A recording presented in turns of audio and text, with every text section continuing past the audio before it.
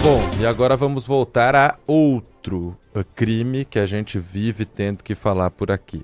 Motorista bêbado que pega o carro e aí causa acidentes gravíssimos. Que também não tem medo que nada vai acontecer com ele, E né? olha, te falar que a impunidade para crime de trânsito, principalmente, é um absurdo. É gente que tinha que ficar na cadeia por um tempão e às vezes nem fica, ou fica muito pouco. Enfim, nesse último fim de semana tivemos aquele caso na Anhanguera, um motorista que estava saindo de uma adega para chegar a outra adega. Já tinha bebido. A Ana Paula Rodrigues ontem trouxe aqui pra gente que o teor alcoólico no sangue que foi ali registrado pelo bafômetro era altíssimo. Não era de quem tinha bebido uma, duas cervejas, não. Era altíssimo. Ontem eram 2 mulheres que tinham morrido nesse acidente. Agora a terceira morte já foi confirmada, com pessoas feridas e com esse homem seguindo preso.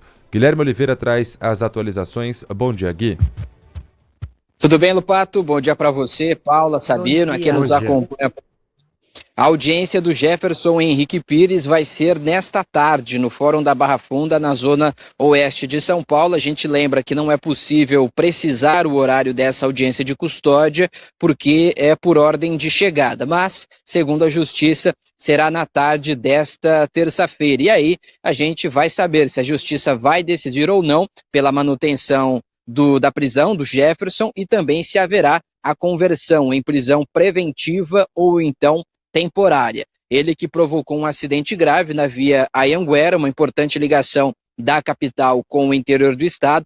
Lupato já explicou, vale a gente reforçar. O Jefferson bebeu durante a madrugada de domingo para segunda-feira, pegou no veículo para seguir para uma outra adega quando aconteceu o acidente na região de Perus, na zona norte da cidade. Esse acidente, o Jefferson acabou perdendo o controle do carro, capotou e atingiu outros veículos, 3 carros, uma van, um caminhão e também um ônibus. Um acidente que terminou com 7 feridos e 3 mortos. Todos os mortos estavam no carro do Jefferson e, por incrível que pareça, ele saiu ileso dessa ocorrência, mesmo capotando esse carro. Tanto é que ele fez o teste do bafômetro ali no local mesmo. Você chamava a atenção, Lupato, sobre o teor alcoólico. O bafômetro ali, a dose máxima permitida é de 0,33. O teor do Jefferson deu 0,72, ou seja, uma dose bem superior da permitida pela legislação. As 2 mulheres que morreram ainda não tiveram as identidades reveladas e num depoimento ali à polícia, o Jefferson disse que tinha conhecido essas 2 mulheres há pouco tempo, ali na primeira adega, e aí eles convidaram essas mulheres para seguirem para uma outra adega quando aconteceu, portanto, esse acidente. Caso que já foi registrado como homicídio na modalidade dolo eventual, a gente lembra que é quando se assume o risco de matar, pessoal. Ó, eu fui dar uma pesquisada aqui em números, tá? Porque a gente fala toda segunda-feira, a gente fala sobre isso. Só nesse ano, de janeiro a maio, e a gente já tá em junho, julho, agosto, 3 meses depois, né? Então a gente tá falando dos 3 primeiros meses. Obviamente esse número aumentou. A Polícia Rodoviária Federal, ou seja, só nas rodovias, a gente não está falando nem de ruas e avenidas, registrou mais de 1,4, ou seja, 1.400 acidentes causados por motoristas embriagados nas rodovias federais do país. São 83 mortes, 1.200 feridos, só nos 3 primeiros meses do ano, e só falando de rodovias federais, tá? A taxa nacional de óbitos no trânsito, associada à combinação de álcool e direção, atingiu 6,2 por 100 mil habitantes. Ou seja, mais de 6 pessoas a cada 100 mil habitantes são vítimas de algum motorista embriagado. São vítimas de algum motorista embriagado.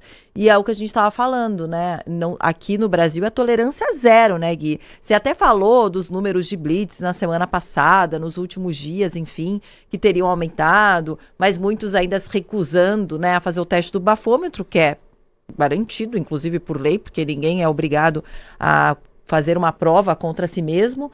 Mas fato é que é isso, né? Eles falam que tem blitz, mas nós 3 aqui por exemplo, eu, Lupato e Sabino, não encontramos com essas operações há muito tempo. Não sei se você encontra com elas, Gui. Tem alarde sobre elas, ou seja, tem alarme sobre elas nos aplicativos. De novo, algo que não está dando certo, né?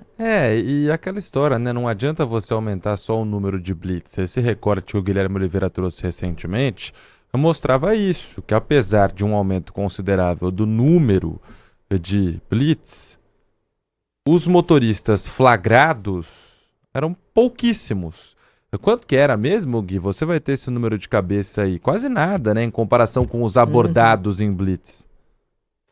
No primeiro semestre aqui na capital paulista foram 217 motoristas flagrados sob o álcool e outros mais de 8 mil se negaram a fazer o teste do bafômetro. Ou seja, se o motorista está se negando, ele sabe que ele vai ser pego no bafômetro. Então dá para entender que esses mais de 8 mil motoristas também estavam sob algum efeito de álcool e dirigindo aqui na cidade de São Paulo. Havia uma média de 45 recusas por dia na capital paulista.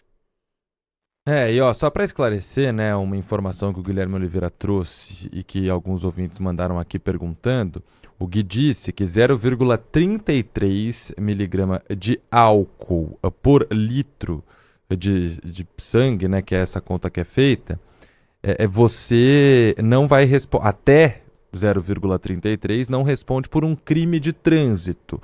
Então, se você é pego no bafômetro com 0,30, por exemplo, é uma infração administrativa, vai responder por isso. Passou de 0,33, a partir de 0,34, aí é um crime de trânsito. Mesmo que você não bata o carro, mesmo que você não tenha matado ninguém, é um crime de trânsito dirigir com mais de 0,34, se o bafômetro pegar. E aí por isso que o Guilherme disse, né, que o limite é 0,33. A gente sabe que aqui no Brasil temos a lei seca. Você, para não responder por nada, tem que estar com 0,00. Não pode tomar nada alcoólico e dirigir. E é certo isso, né? Agora, tem essa diferenciação aí depois que o bafômetro pega um motorista embriagado. Obrigado, viu, Guilherme? Um abraço. Valeu, Gui. Obrigado.